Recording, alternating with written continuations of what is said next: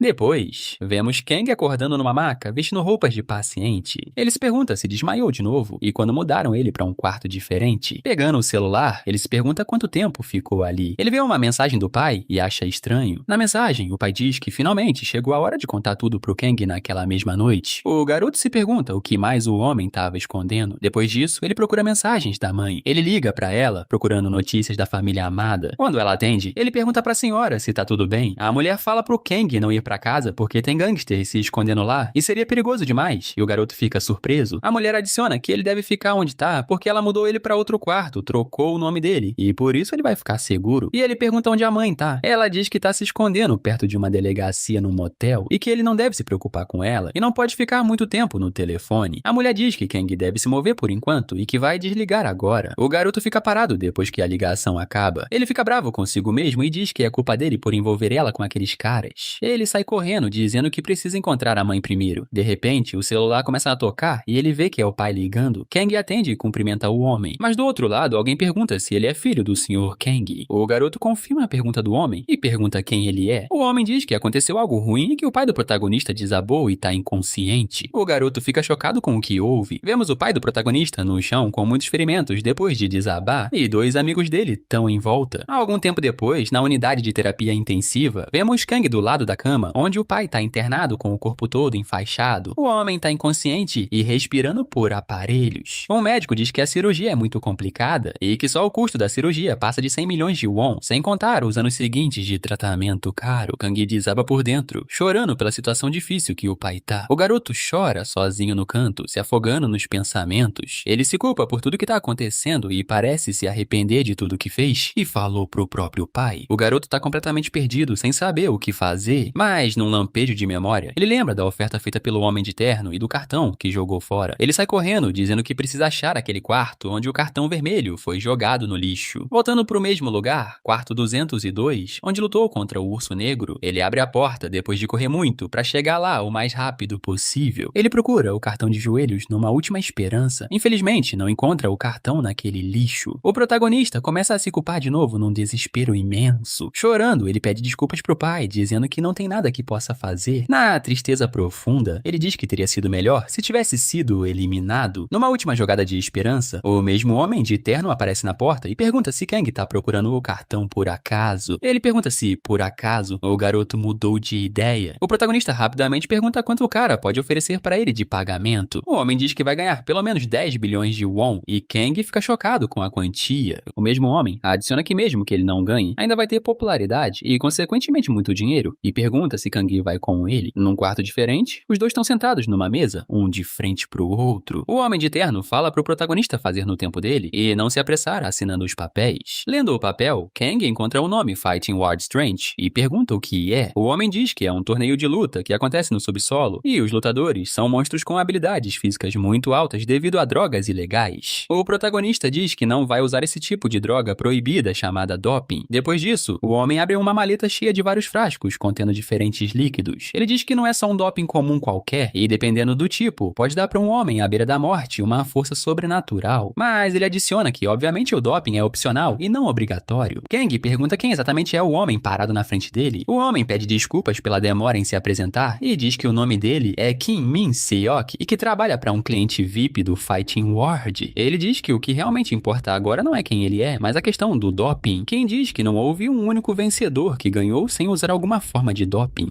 Kang diz firmemente que já falou que não vai usar e o homem fala para ele pelo menos ouvir antes de brigar. Nos pensamentos, o protagonista tá puto, pensando que Kim claramente não tá ouvindo ele. Kim explica como as coisas funcionam. Se Kang entrar no top 20 lutadores, ele pode escolher um patrocinador. Nesse ponto, ele pode escolher o VIP, que Kim trabalha para patrocinar ele, e ir em direção à vitória com o apoio deles. Algo simples. Kang diz que aceita e pede para só darem o dinheiro já que é tudo que ele precisa. Kim diz que isso é um problema porque ele só vai receber se entrar no torneio e Kang fica surpreso. Ele pergunta se o cara tá brincando e quer saber se vai ter que trabalhar com ele. Kim fala para ele se acalmar e pergunta se o dinheiro que ele precisa é para manter a família segura e saudável. Kang fica confuso com isso e pergunta quem ele é e do que tá falando. Kim diz que enquanto o protagonista lutar pro chefe dele, a família vai ficar segura e as contas do hospital do pai vão ser pagas e ainda vão manter os cobradores longe de todos eles. O garoto imediatamente pergunta como ele deve confiar no Kim do nada. De repente, a mãe liga e ele rapidamente atende. Ele pergunta se aconteceu algo com ela, temendo o pior. Ela diz que ouviu que Kang pagou o tratamento do pai e ainda mandou seguranças para proteger ele. Kang não sabe o que dizer naquele momento inesperado. E Kim diz que uma casa segura tá sendo preparada onde o pai pode descansar em paz. O homem diz que não tem muito o que fazer, já que o protagonista não tem muitas opções. Kang então fala pra mãe que as pessoas que estão lá, todas elas foram mandadas por ele e fala que tem que desligar e vai ver ela depois. A mãe chama o nome dele preocupada, mas ele só diz que vai ligar de volta depois. Kang parece aliviado depois que a situação com a família tá meio sob controle. Ele pergunta o que é tudo isso e se vai ser descontado dos 19 bilhões de won, mas Kim diz que os 10 bilhões é só a quantia inicial. E Kang fica chocado, porque dependendo de quantas pessoas apostarem nele, a quantia total continua aumentando. E com uma vitória, ele pode ganhar até 15 bilhões de won. Kang diz que isso é insano, mas o homem adiciona que definitivamente não é impossível. Ele também diz que para lutadores de alto nível, essa quantia, na verdade, é baixa. Kang fica profundamente chocado ao ouvir isso, mas ele fica sabendo que alguns competidores medianos podem desmaiar ou até perder a vida, e na verdade só 10% dos concorrentes preliminares saem do torneio ilesos. Kang diz que é insano que tanta gente perca a vida, e mesmo assim, o Fighting Ward continue escondido. Kim diz que é exatamente por isso que é um torneio secreto, porque até as pessoas que morrem são escondidas. E Kang fica horrorizado, apontando pra linha que ele fala pro garoto assinar o documento ali mesmo. Esse é o primeiro passo para criar um álibi de morte. O protagonista fica apavorado quando ouve sobre o álibi. Kim diz que o hospital patrocina o torneio porque é o melhor lugar para fabricar álibis de morte. Ele diz que colocando uma câmera num local específico e fazendo uma compra em nome da pessoa, não existe morte que não possa falsificar. O garoto pergunta o que acontece se ele denunciar isso e o que fariam com ele. Kim diz que não seria difícil dizer que ele é um lunático em remédios pesados, porque quem acreditaria numa coisa dessas? Ele também fala para não se preocupar, porque ele seria declarado morto antes mesmo de ter chance de denunciar qualquer coisa. E o garoto diz que isso é loucura. Encarando ele, Kim diz que essa é a beleza do sistema hospitalar. Ele repete que isso é uma escolha exclusivamente do protagonista, Kang, e pergunta se ele vai assinar com uma cara convincente. Ele diz que algumas pessoas levam dias para pensar numa resposta para essa pergunta. Kang fala pro Kim só manter a promessa e senta para assinar no papel. O homem de repente põe um sorriso extremamente malicioso enquanto observa Kang pegar o papel. De repente, uma enfermeira se aproxima do Kang por trás